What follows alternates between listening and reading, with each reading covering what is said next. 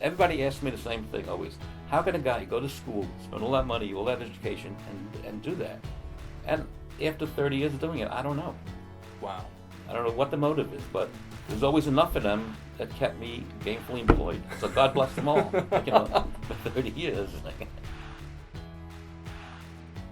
What's up, everybody? Welcome back to another episode of Drinking with Jacob. My name is Jacob Restituto. I'm a musician from Northport, New York. And today I have a guy that is a pretty cool story, and I'm really excited for you to hear it. Get right started. Pick a number 1 through 4. 1. Starting off kind of light today. Cheers. Take a sniff first. What do you think it is? A little vinegary, citrusy. Hey, you got a good nose. This is tomato juice. You are totally right. All right, you can take that off.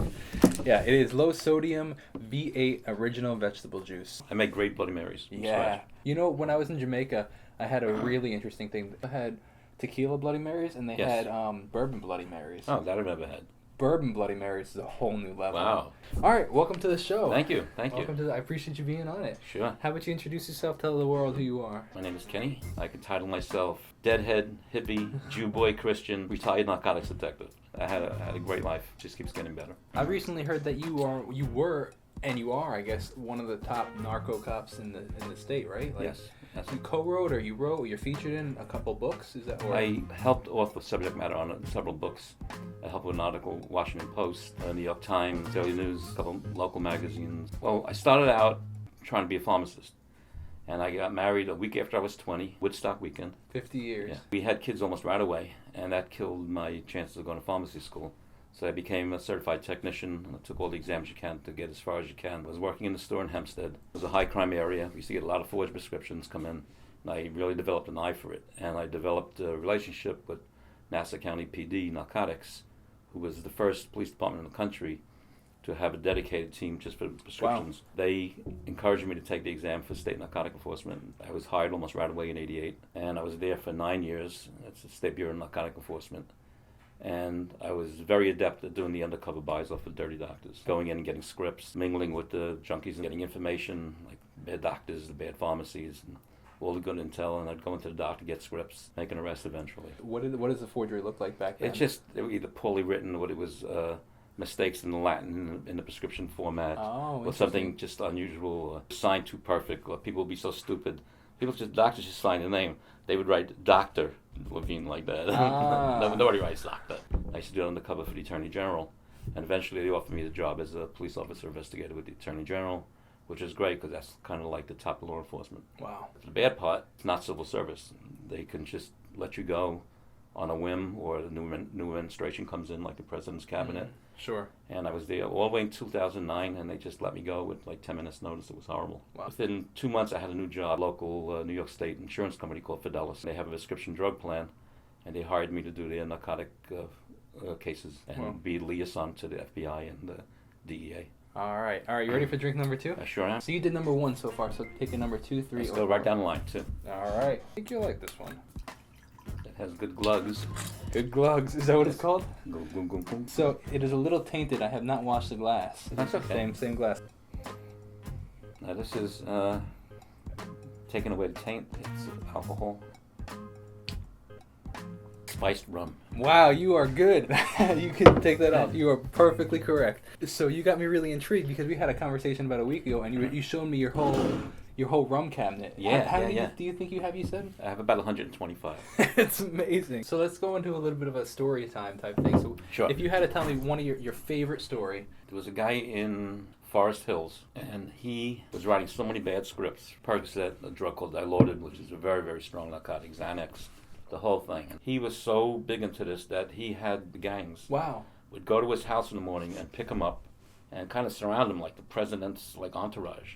And they'd walk him all the way to his office in Forest Hills. You couldn't get near him. All their own guys would just line up in the office. I chatted up one of his gang members in a different doctor's office. He told me about it. He says, yeah, come on down. He says, but don't bring anybody with you, and I'll vouch for you. So I go in there, really scared, because all you have is a wire on. Technology back then was so bad that if a UPS truck or something parked and motor running, it would throw the transmission off. Oh, wow. What's that called? The code word? Like it's called I something, just say right? help. They don't have a special term for that kind of word? So TV's totally fake then, I guess. TV's fake.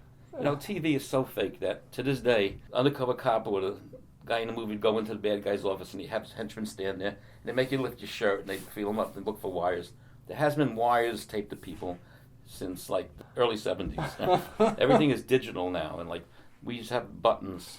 We'd have a guy just make electronics like a baseball cap with a button had a camera in it. Really? Or just a little tiny microchip thing on a handbag or on your shirt or a sweatshirt or anything. And there's no wires anymore. Everything was digitally transmitted, wireless. Wow. So I'm in this guy and I'm really scared. And I start talking to him and he says, "What do you want?" I said, "Well, I want some Dilaudid, Percocet, and Xanax."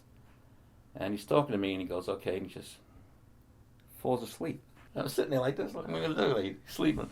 So I go, and he'd wake up and he goes, "Can I help you?" I just had a whole 20-minute conversation with him. So I had to start from the beginning again, tell him the whole thing, and he'd fall asleep again. And the same thing, go, and he'd wake up. "Yes, what can I do for you?" And this went on for like 40 minutes, and finally got my script and walked out. Turns out that he himself was an addict, and he had stomach cancer. Oh, wow. And he was taking tons of narcotics for the pain. That's why he wasn't afraid to, getting caught. He figured, let me just make as much money as I can before I croak. Leave it to my family. Wow. So eventually we arrested him, and he got like a 6-year jail term. And after 6 months, still in Rikers, he died. Wow. So that was an unusual story. That is an unusual There's a million story. things like that. It was just a wild ride. All right, let's do number. You go in an order, so I guess number 3 then, right? Right. Yeah. Minor glue. Minor glue. A new bottle goes boom, boom, boom, boom. Ooh, sorry. It smells very sweet, kind of like popish. It's almost like an energy drink. It is a premium iced tea from Montauk, all natural red hibiscus. All right, now we're gonna go into the section of hashtag That's Not Funny Dad. So I'm gonna read you a couple knock notes. Okay. If you win an Amazon gift card. All right? Okay. All right. You gotta look at me. We got 10 jokes you gotta last through. Okay. I've had 2 people win. Let's see what we got. Knock knock. Who's there? A bee. I'll be who? A bee just stung me. All right. All right. All right. This one's ridiculous. Knock knock. Who's there? Alien. Alien who? Just how many aliens do you know? Good though. You had a good run. You made it 1 at least. A lot of people don't even make it past the first one. So I'm sorry, but you did not win the gift card this time. All right. So you have gone straight in a row. So this is the last one, 4th in a row. This is a cool bottle. What's the glug ratio? Glug factor? That was a mediocre. Mediocre. Alcohol. This is delicious. It's very, very, very sweet though. Tastes almost like another sweet rum. Oh, okay, good guess. It's a brandy actually. It's an extra smooth Libidin relief. L.E.N.J. So what happens to all the drugs? Like where do they go? When you buy the drugs? Oh, we voucher them. What does that mean? That means they just counted by 2 or 3 people, sealed in evidence bags, put in a vault. Forever and and ever. After the case is adjudicated and everything's done, that they huge shipments are taken to the furnaces and destroyed. Wow. Is it the same thing with like firearms and everything else, or yeah? What about dirty money? They stamp it with like this purple stamp, and there's a machine that perforates it with like evidence. The word evidence in like looks like braille, but it's actually holes through each stack of money. Punches all the way through. It could never be used again, so it's banded up and evidence, and that's destroyed. That's wild. Wow, that's really interesting. Very cool. Yeah. All right. Any final thoughts before we end the show? No, I'm glad you didn't give me anything really horrible. Actually, before we end, you had mentioned that you had a little something. I put it down here. People get into a rum, they think there's got to be dark black like this to be really good, which for the most part, really good rums are really dark. But there's excellent light rum. Amateurs kind of dismiss it. They think, well, this is wimp. It's a white rum. It's like Bacardis. But they make some really, really fine rums, and this is from a very rare brand. The island of Mauritius, that's off the coast, like by Madagascar, off the coast of Africa. And this one I came across through a recommendation. It's called Star Ultralight, and it's a pure crisp. If you want to take a sip, it's like very clean and very bright. All right, let's see what we got. Oh, that's really good. Is that amazing? That is really good. It's very light. It's very drinkable. If you have 100, how many did you say? 120? About 125. So if you have 125, how do you decide? Like you said, you typically have like a glass a night. It's like, you could really have, you can go like, whatever, like 5 months or 4 months without drinking a single one repeating. Well, it's a chore because it's a pleasure to drink it, but I'm so indecisive as a person. All right, well, I appreciate you being on the show, man. Thanks for drinking with Jacob. Sure. Cool. This is fun. Good time. Yeah, it was a very fun time.